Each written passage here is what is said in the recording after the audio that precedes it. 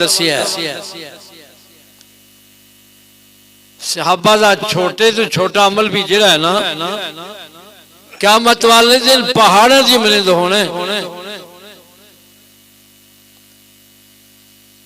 کیونکہ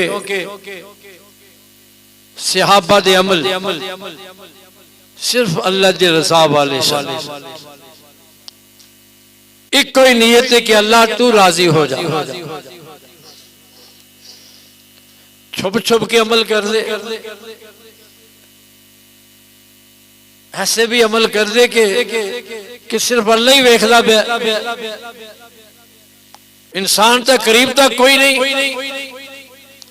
یہ دی ایک مثال ہے جو اللہ دے قرآن تو میں آیت پڑھی ہے نا، یہ دا تعلق اللہ دی عبادت نال ہے کہ مساجد کس واسطے بنی نے کہ دے صرف اللہ نو پکاریا جائے، صرف اللہ نو کی معنی یہ دے صرف عبادت ہے اور کوئی دنیا دا کام نہیں،